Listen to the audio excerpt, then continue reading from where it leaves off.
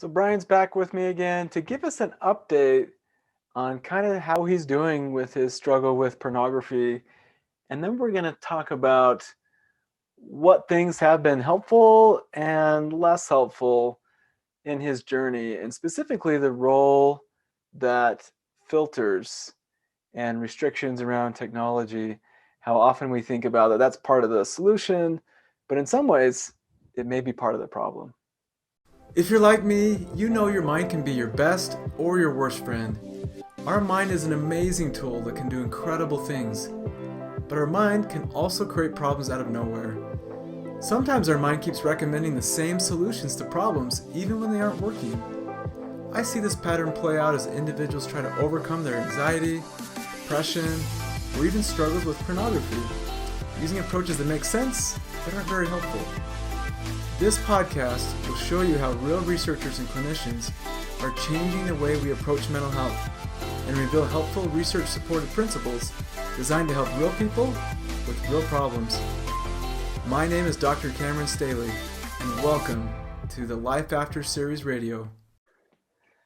So we're back again. This is like our sixth conversation together. We've talked about a lot of things, and we've talked about emotions and perfectionism, and we started religion, and we were going to talk a little bit more about that. But also it might be good to check in and hear, like, how have you been doing? Like, what has this journey been like for you? Like, where are you at right now? I think, first off, that's a great question. And I remember back on, I don't remember which chat it was.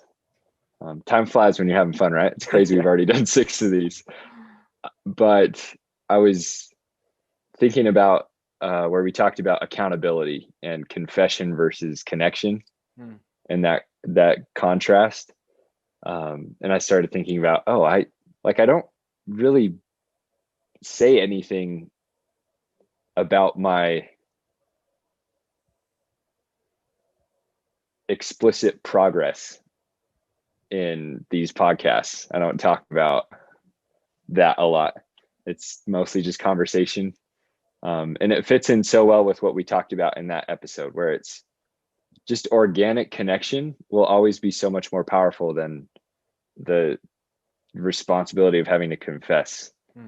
And so you asking how I am just kind of validated that whole principle of that's the question that you should be asking, and not like, hey, when was the last time you viewed, right? And it's cool because for anyone who's, I forget how much I've disclosed of my exposure, I guess, and timeline of the program with Life After Pornography and starting to implement the acceptance and commitment therapy principles.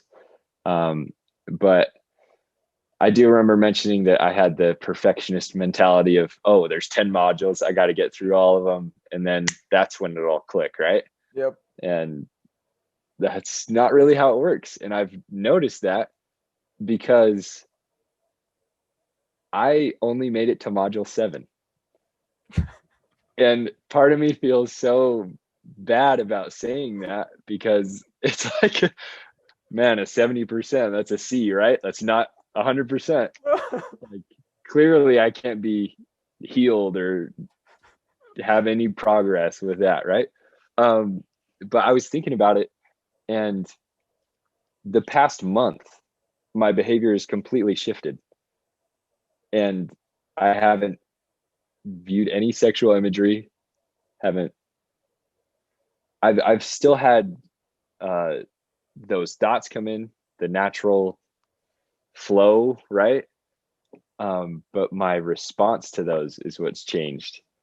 And it's been so cool to look back. I didn't even pick it up until like 2 weeks ago. I'm like, geez, I didn't even notice that it's all kind of changed. And in the past, when that happened, it was like me getting busy or something and distracted, and I'd go 2 weeks without viewing pornography, and then I'd be like, man, I'm crushing this. I'm doing great. I must be doing awesome. And then all of a sudden the next day I fall back into it. But this is very different. And looking forward, it feels very different because it's not just a distraction or a busyness of my schedule. It's very much a no, that everything's still there. It's all the same. Yep. It's just my behavior has now changed. And it's cool that like I haven't even brought that up in every one of these episodes. Yeah. But I think that could be powerful to know that these podcasts, these conversations are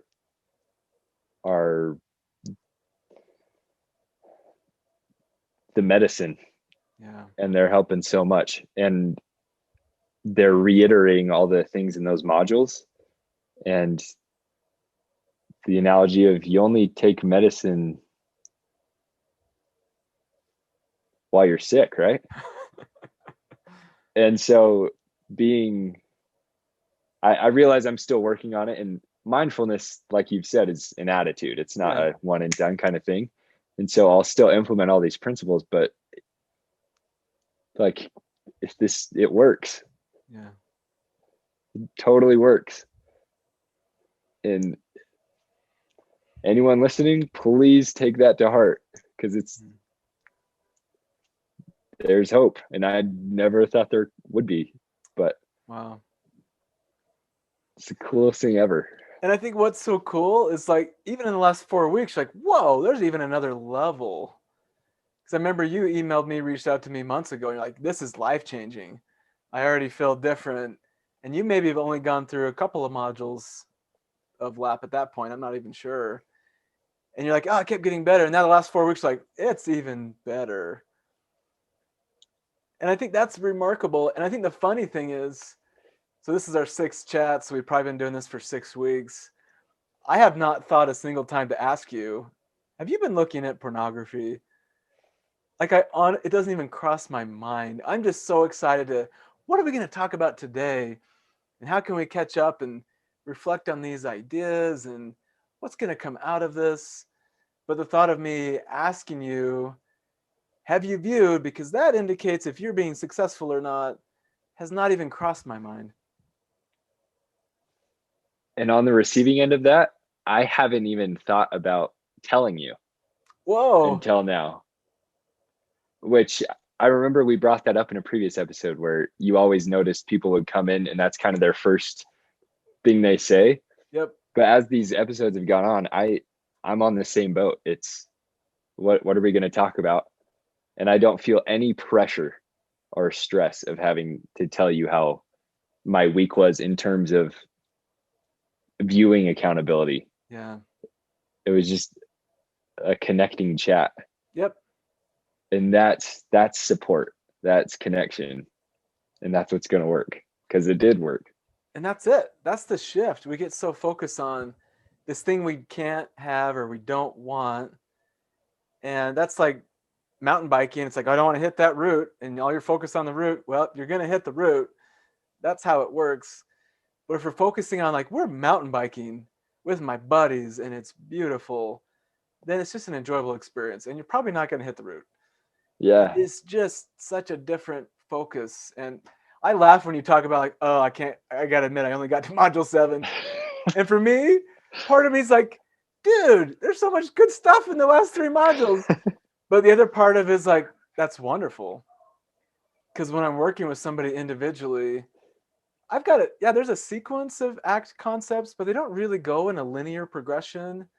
And I've laid them out in maybe a progression that makes some sense. But honestly, when I'm chatting with somebody who's been struggling with porn for a long time, sometimes I lead off with some of the concepts in the last couple modules. And I don't even cover anything in the first 7. And sometimes I'm chatting with folks who've been struggling for years with porn, and I meet with them 2 to 3 times. And that's it. And I just give these final little pieces because they've already acquired the other pieces. And they don't need 10 weeks of ACT. They don't. It's like you just need this couple pieces. And those for me are amazing. When I meet with people a couple of times, and that is it. And sometimes people need, 10 to 12 sessions. Sometimes it's even months because we're working on other things like attachment injuries or depression or traumatic experiences. And really, porn was just a band aid for some other mental health things that we've got to sift through. But for others, it's a couple of weeks. This does not need to be this long-term, regimented, 18-month commitment, or you got to get through all 10 modules. That's our mind imposing limits. And so I like that you're like, wait a minute, I didn't finish those, but maybe I don't need more medicine. And even though there are good concepts in those last few modules, I mean, what were you doing it for? And if you don't need to do it for that reason anymore, why? Like, I think there's still meaningful things to understand the role of values and clarifying those. I still think there's good content. But I'd say if you go back and view those last 3 modules, I would take that approach to it. I'm going to learn things to better my life, but it's not about porn anymore. Right.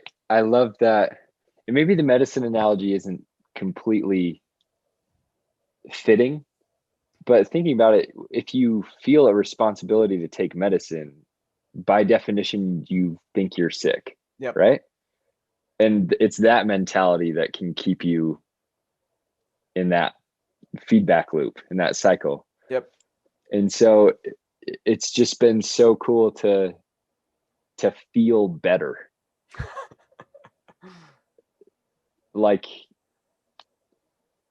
just a complete perspective switch. Yeah. And all those people, everyone who struggles with this, not everyone, but the majority of the people who struggle with this have looked for those pieces. Yep. In books, in online materials, in apps, in religion, in everything. They plow through resources. And that's why I think it's so different for everyone, is because people may have picked up different things, or they may just need different things along the way. And that's great. You're human. Great.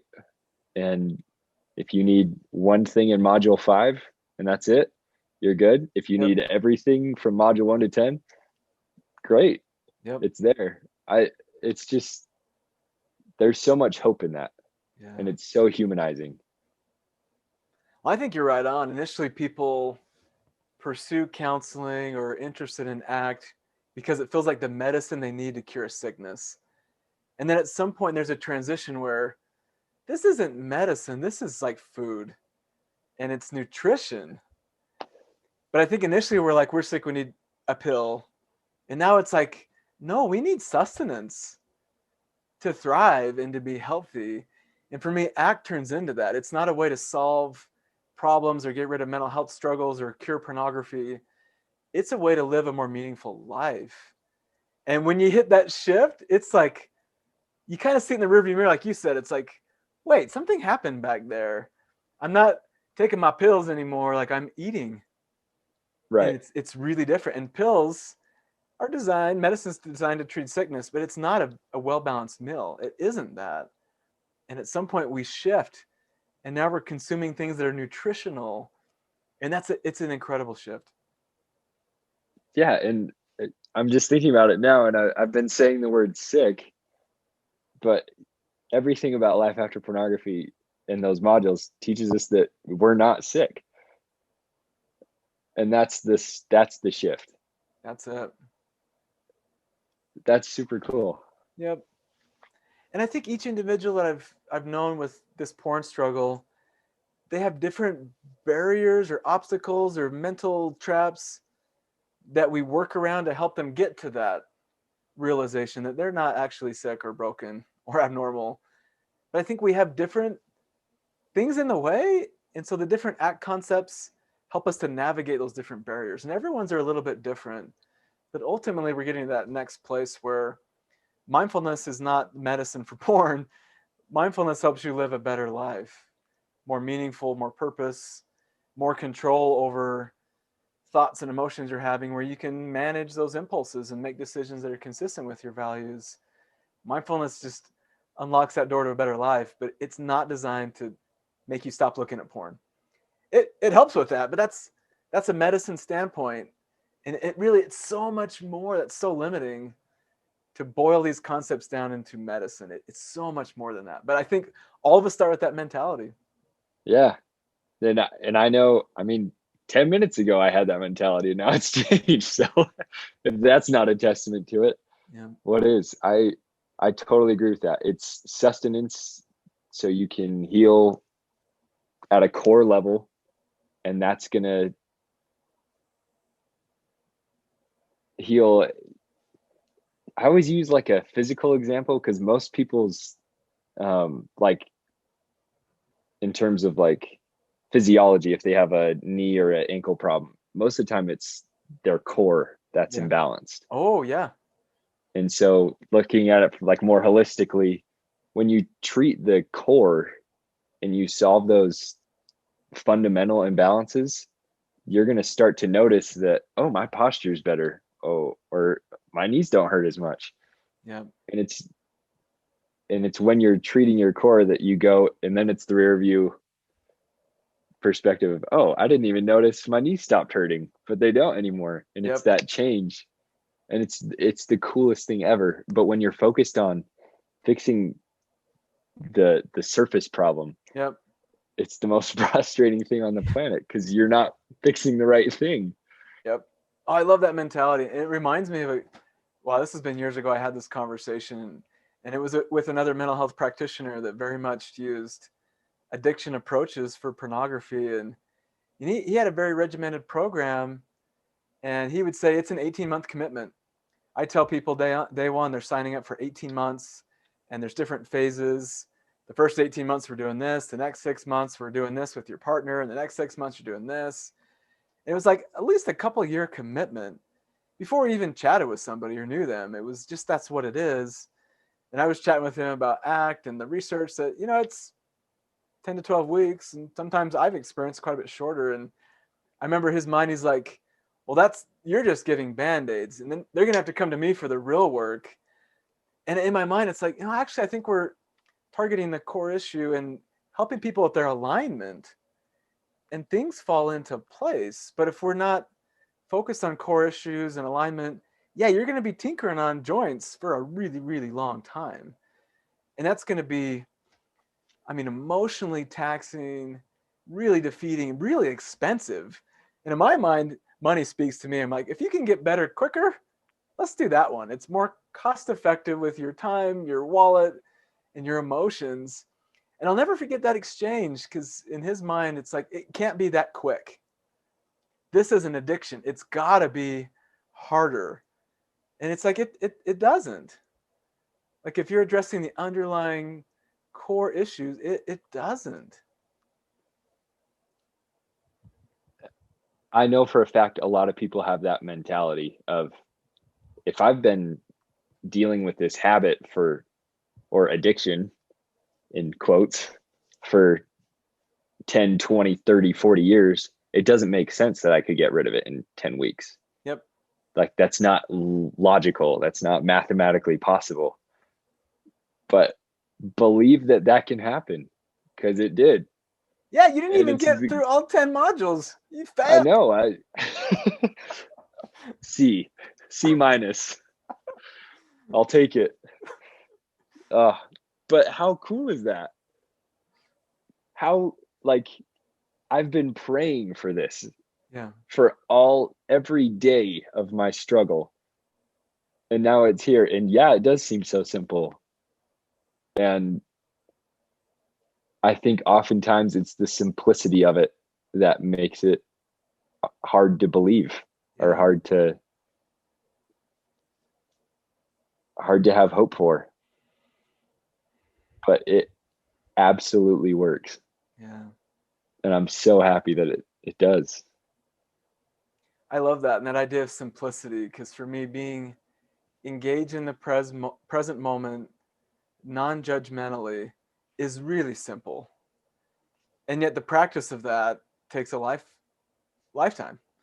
Like, there's people that have been practicing mindfulness. That practice has been around for thousands of years. And people spend their whole life cultivating this ability.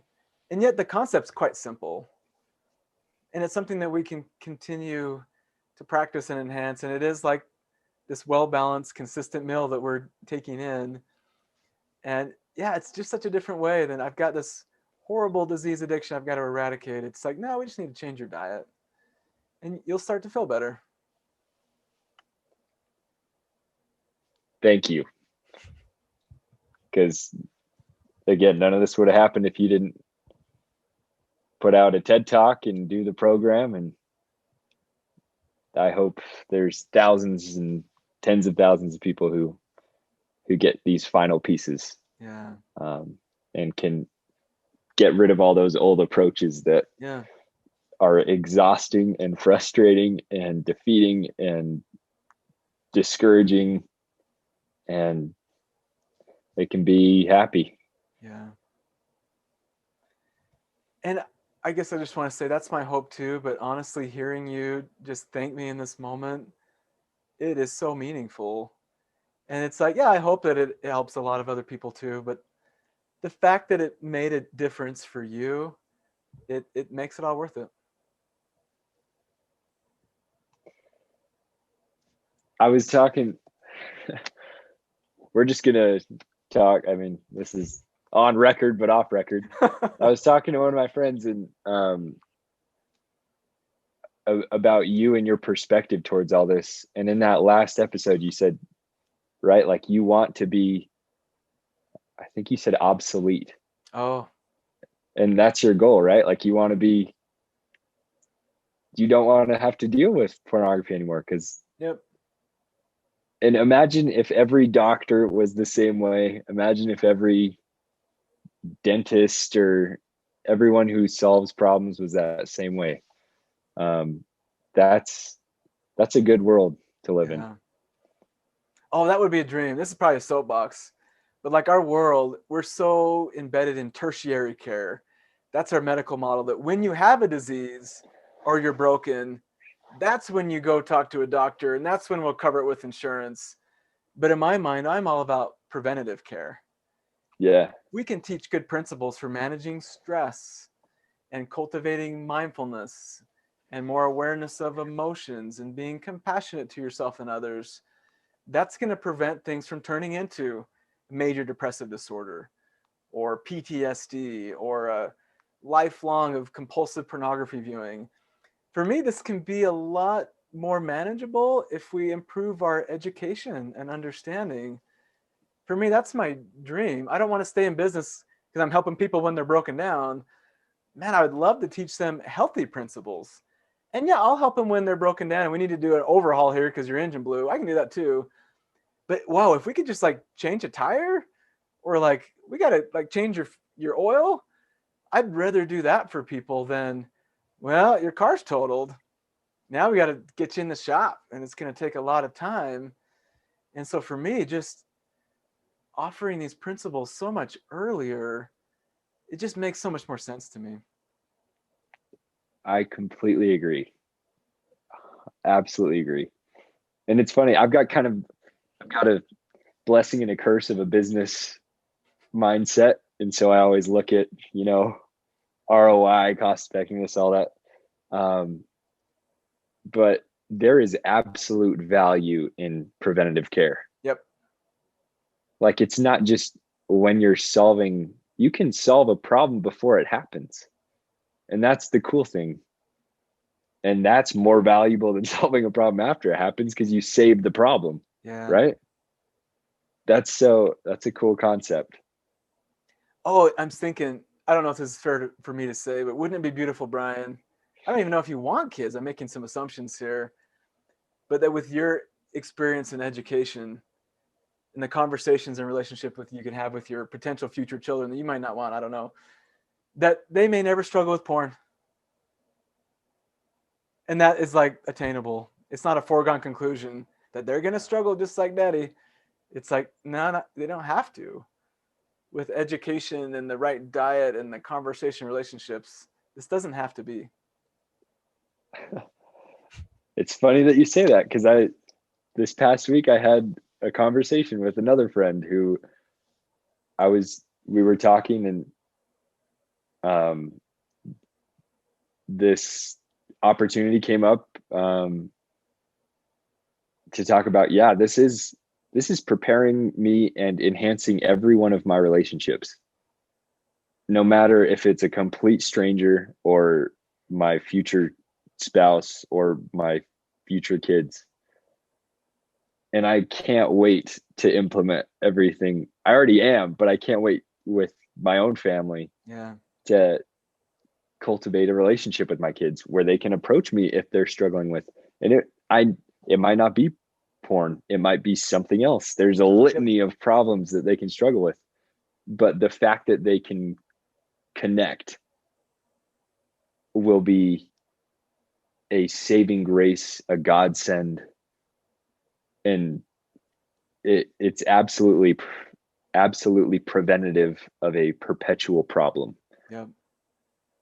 Rather than them feeling isolated and not being able to be vulnerable or connect and struggling for a decade or 20 or 30 years. Yep. And that's exciting. That's phenomenal. Yep. Miraculous. And I like what you said. Like, I mean, you fell into the porn hole, but if you hadn't fallen into this hole, you would have fallen into another one and struggled with eating or depression or anxiety or the whole host of other things that we struggle with. So we're going to fall into something. And these principles are going to help with those other types of holes, pits that we fall into. And yeah, the pits have different names, little placards on them. But in the end, it just kind of comes with the territory of living. There's going to be struggle. But these same principles of connection and being aware and not being critical are going to help us navigate this field of life that's pitted with all kinds of challenges. And for me, that it's not discouraging to look around. It's like, oh my gosh, look at all these struggles. It's like, well, yeah, they're here. And now I know how to navigate them. And if I fall in, I kind of know how to get out.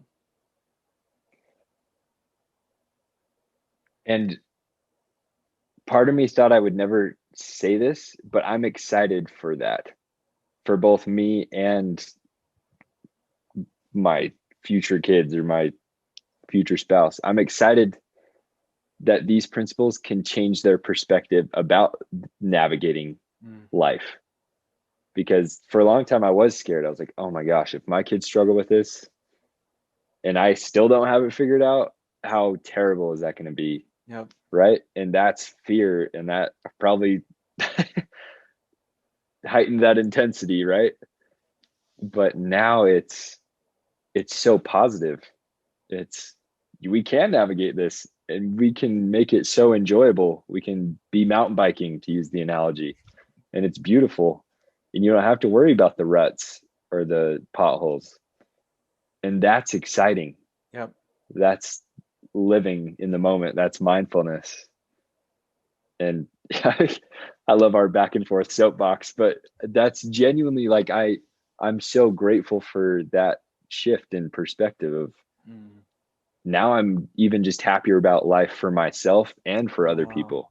Wow. Because it's got the power to do that. That's awesome. So I got to do it. I'm just going to give you a spoiler. Those last few modules that you're never going to watch. It's Don't say that. It's all about that. Like things I've heard so many people, like you mentioned, that even the prospect of children in the future is a pressure where it's like, I've got to fix my porn issue now because I can't struggle with that. It's going to make it worse. I don't want to have those conversations. And so the idea of even having a partner or kids in the future becomes a pressure that makes porn struggles worse. And yet the same potential kids in the future can be something that provides us direction and meaning and purpose and can be exciting and fulfilling. And it's not the future children that don't even exist yet. It's our relationship to them. They can be something that guides us and propels us, or they can be something that's pressure that keeps us stuck. And I've seen the same thing where, oh, I want to date or get married or have children or go for this job or pursue this field, but I can't until I solve this problem. And all those wonderful things in our life now become a pressure that make the problem worse. But those same things can be what brings our life purpose and direction. So now you don't even have to look at the last few modules. No, there's probably more to it than that. But that for me is huge, to think about that kind of perspective shift.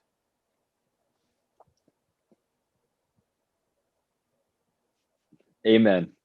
I don't know what else to add to that. I mean, that's it. And it is life-changing. Yeah. And I'm so happy that every decision in my life, whether you think it's deity or circumstance, has brought me to this moment right here. And as of right now, happiest I've ever been, and have such a positive outlook on the rest of life. For a long time, it was not that way. Yeah. So That's just incredible. so blessed, so blessed.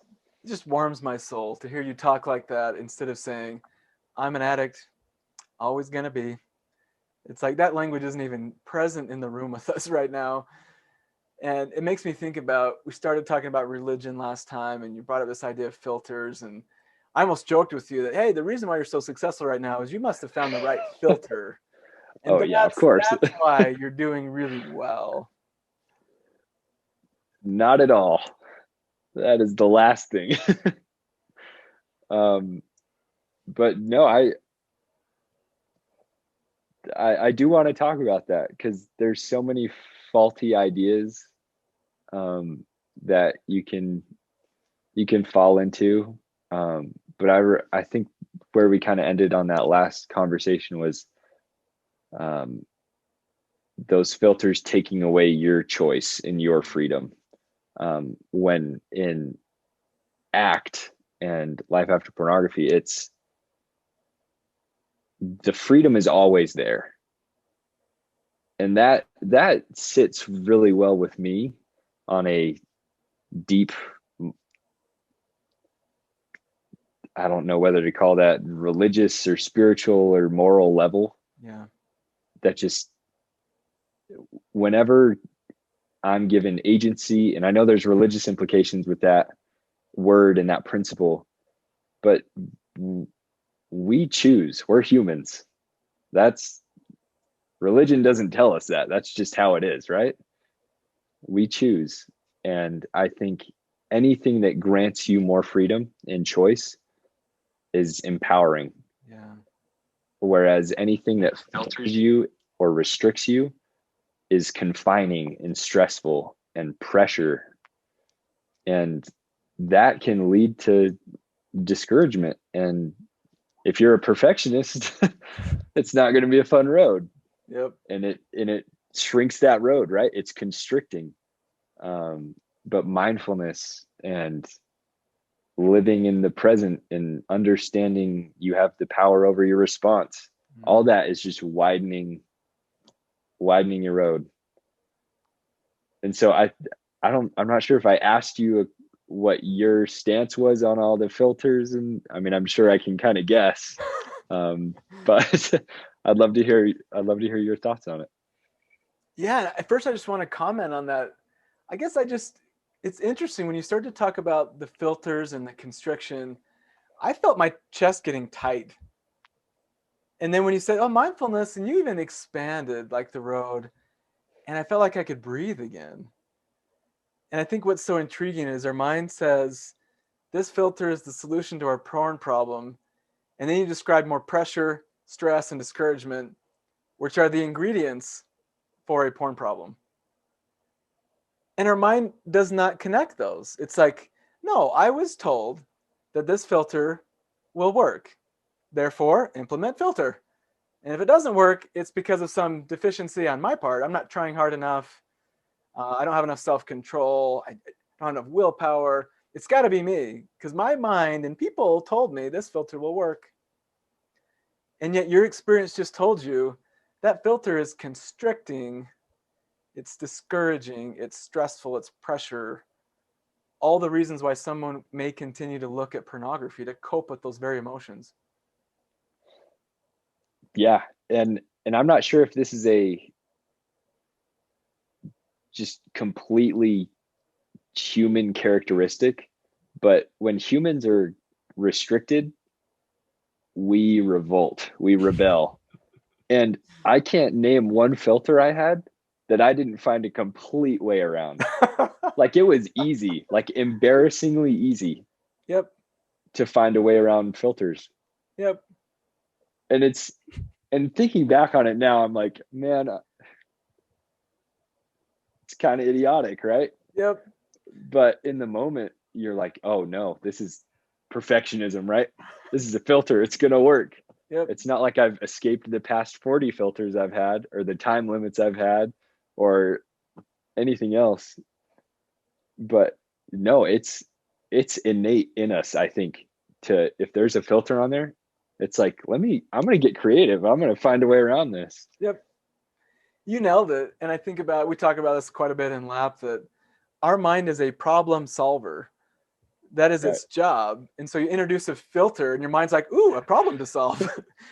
And it's just like curious about how would I get around this and how does this work and how can I push it?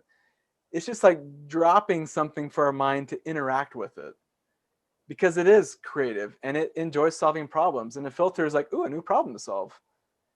And so it actually compels you to be more engaged, where it's like, hey, there's some stuff behind this room. I'm going to put these sophisticated locks on it.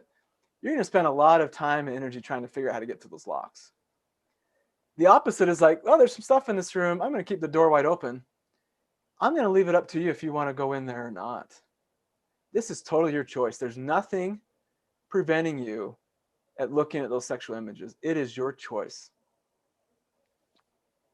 And I think that is so different. And the one thing that I've learned from, I'd say most of the folks I worked with porn have used the filter, because it seems like it should work. And what I've discovered is that filter almost teaches a person that you can't be trusted, that you can't do this on your own, and behavior is not in your control. That it's not like no one's even around and you still can't be trusted. You need an external device to manage your urges. And it's like, whoa, that really whittles down our self-confidence, self-esteem, self-efficacy, any self hyphen words, filters whittle down, where it's like, you can't do it because you're lousy at this. And for me, it's like, wow, those filters have the potential to really disrupt our natural ability to understand what's going on within us and to choose our actions. And so for me, agency, it does have religious connotations. And for me, it's a really precious principle. And maybe that's why I kind of nerd out a little bit about ACT, because ACT as a therapy is consistent with my belief about how significant agency is. And addiction language in that approach is inconsistent with agency. And so for me, I found ACT even more consistent with my religious beliefs. And it really comes down to agency, that I feel like we're here to learn how to be better agents in our lives and better manage ourselves. And a filter or a band-aid is not going to facilitate growth. A filter is pill sickness mentality. It's not strength, fitness, nutrition mentality. That's open door stuff where it's like, you can choose to go in that room if you'd like. That's up to you. Now, what are you going to do?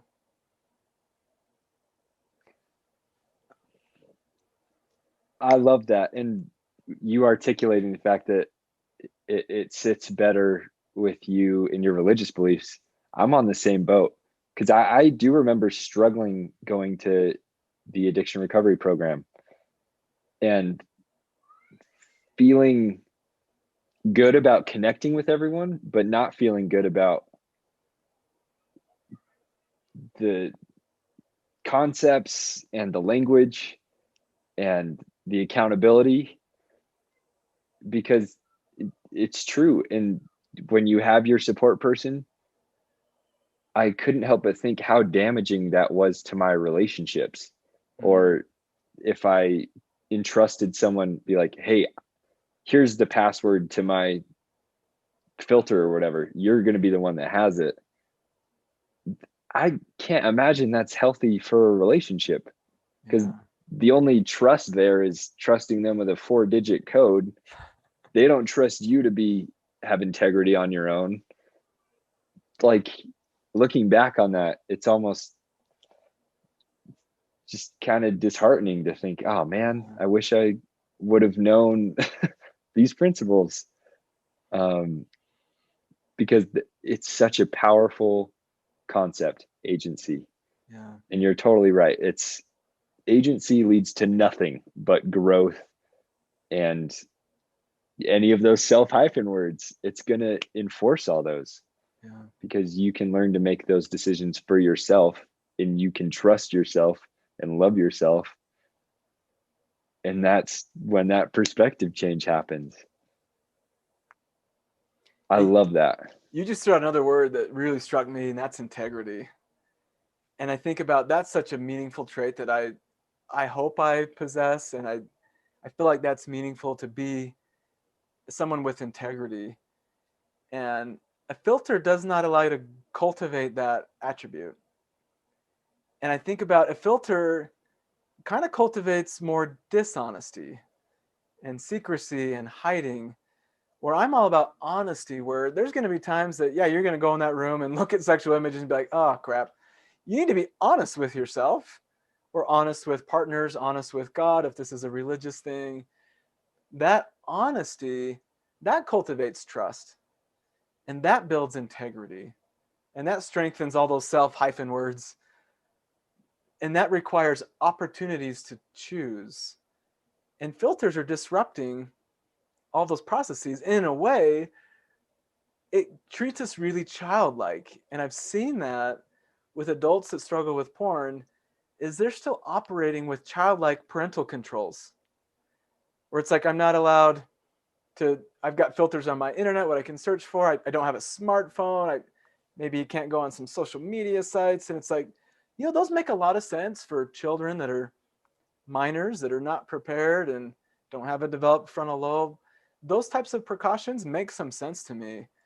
But when you're 20 and 30, those same type of parental controls really inhibit growth. And yet I've seen those there quite a bit. While you were just talking, it reminded me, as a missionary, you're very restricted in terms of like technology usage. The only time you can use, or at least when I was a missionary, the only time you could use the internet was to email home, or to get church resources to help teach or serve. Um, but I remember when I first got there, where we were using these like Nokia phones, where you still had to like hit the number 3 a few times to get to E, right? And Yeah. the good old days.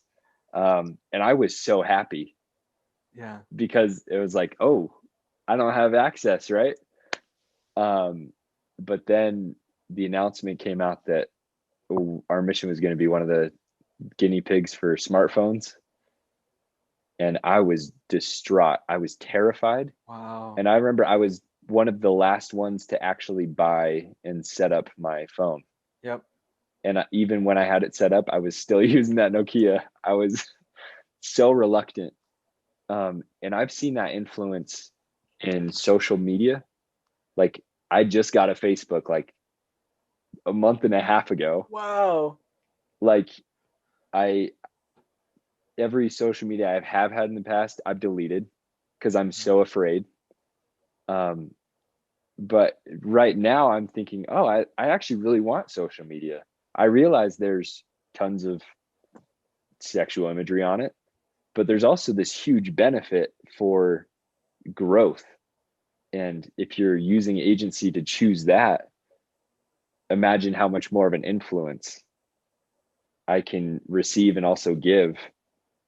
And when you restrict yourself, you're restricting yourself in more than just looking up sexual images. I think it's restricting a lot of you Yep. and your integrity. And I think a lot of ironic as it is, a lot of the people putting these filters on themselves have a ton of integrity. Yep. And it's just a mental trap, because I always had a really tough time with that, because people would come up to me and say, oh, you're such a great young man. And I'm like, if only you knew, right? Yep. But the fact that you want to put a filter on yourself is a logical validation that you do have some form of integrity. Yeah. And I hope that comes as a message of hope. Yeah. Even as we're talking that it's not the right solution, but in recognizing that you're trying to look for those methods, that says a lot about your character. Yeah. Oh, absolutely. I think folks that are trying to get filters and these sharing passwords are trying to do the right thing. It's just that the strategy isn't helpful. But you're right, it is kind of a sign of integrity and trying to do the right thing. And I think the other struggle I have with these filters is it kind of gives you the illusion of alleviating your responsibility. Where it's like, I don't have to choose anymore. The filter's going to choose it for me. And I don't have to rely on that. And I think that's why we like leaders and politicians and CEOs where, oh, they can make the decisions for me. I'll just maybe complain when I don't like the ones, but I don't have to be responsible. And so there's like some comfort in the filter's going to do that for me. I don't have to worry about this anymore. And when I break down the word responsibility, there's two parts: response, able. And that's what we're trying to achieve with Life After Pornography. It's actually improve people's ability to respond, their response ableness. And a filter doesn't do that. It kind of tricks you to say, you're not responsible anymore. I got it. But for me, it's like, no, you are responsible. This is your life. These are decisions you're making. You can choose to view or not. This is on you. There's not a filter that's now responsible for governing your life. It's you. And being more response able is liberating, where you can't pin it on, oh, I got to run that filter. That didn't work so well, or my membership lapsed. It's not, it's you. And for me, it does come back down to us. And in the end, I like being responsible more than blaming things where, well, my parents didn't educate me, or my church leader said that, or, my accountability partner wasn't available when I called and that filter didn't work. It's like blaming is not helpful, but becoming response able is.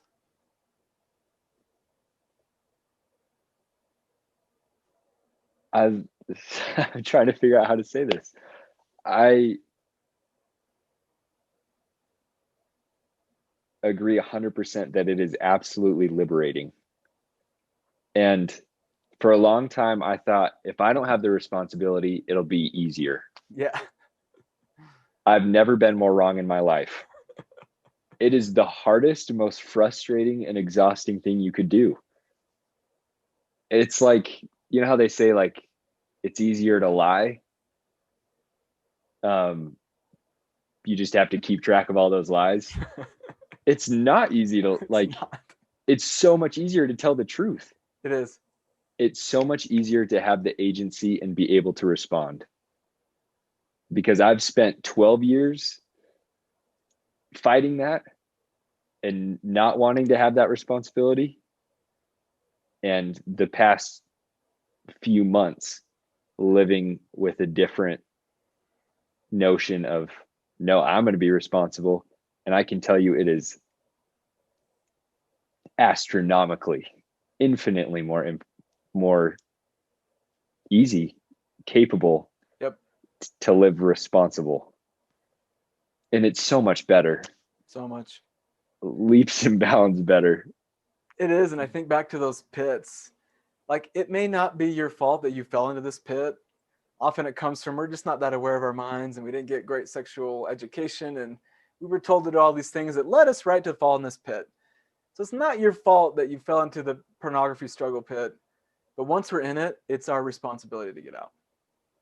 Yeah. And I think that's why I struggle with thinking back to that guy I chatted with years ago, where it's like 18-month commitment and you got to have accountability buddies and you got to report every single week. That's like distributing all your responsibility everywhere. And that's why it takes so long to get any traction. And for me, it's like, no, let's strip all that away. And it just comes down to you and starting to see things for what they really are, and taking away some of the jargon around addiction and relapses and self-control and accountability. And it's like, it just comes down to, we've got thoughts, emotions, and urges.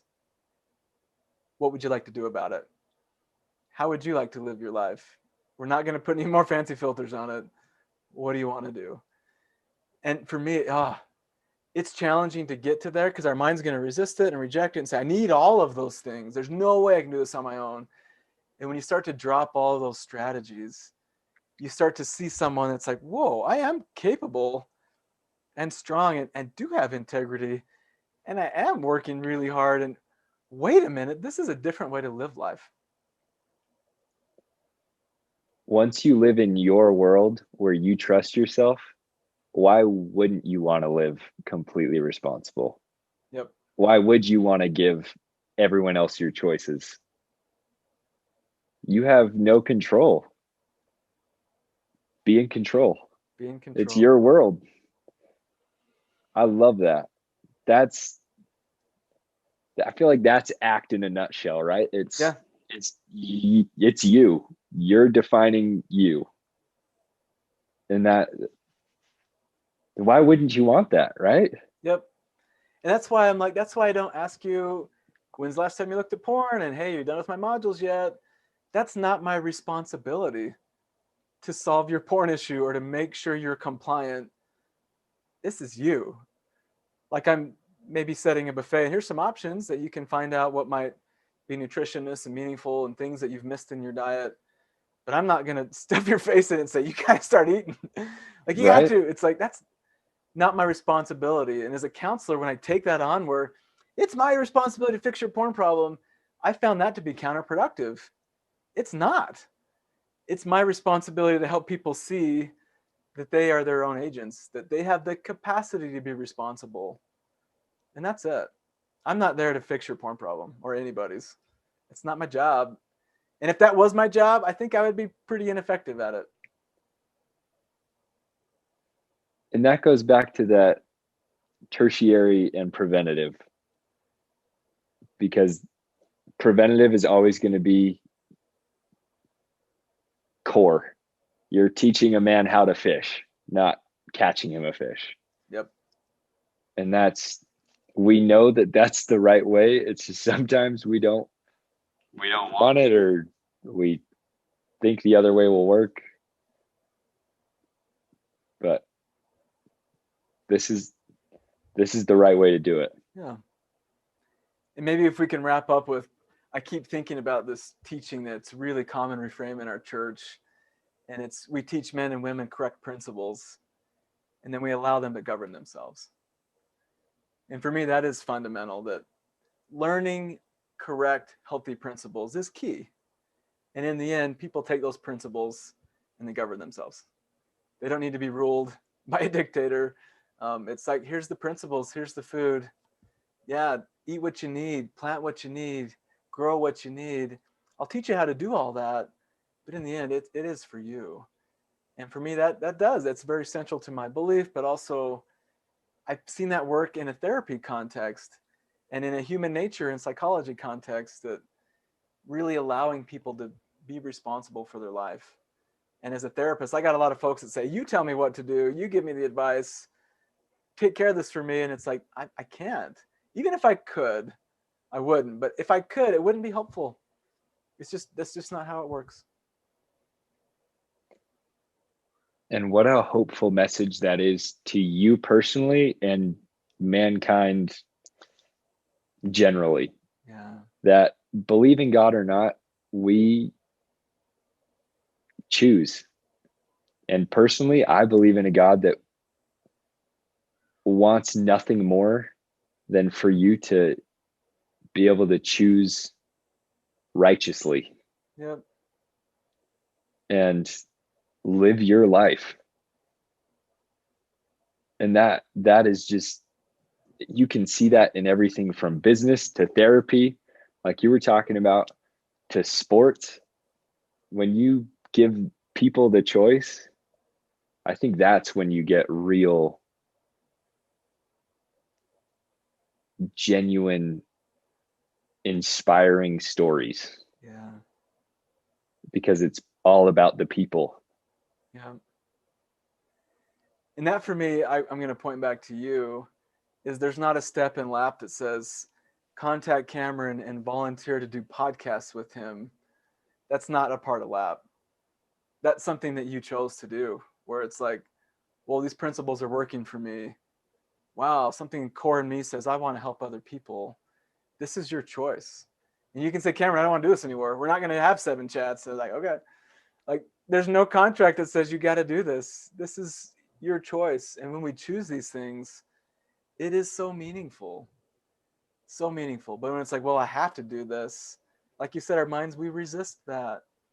But this is something that you're choosing. And I think that speaks to your character, being so open with this struggle and being open with where you're at now, and almost like learning in the moment together as we're having these dialogues. And for me, that's incredible. So I hope people see that, those attributes in you, and I'm sure they do in your life. So maybe I should say, I hope you see that. That's probably more important than other people sees that.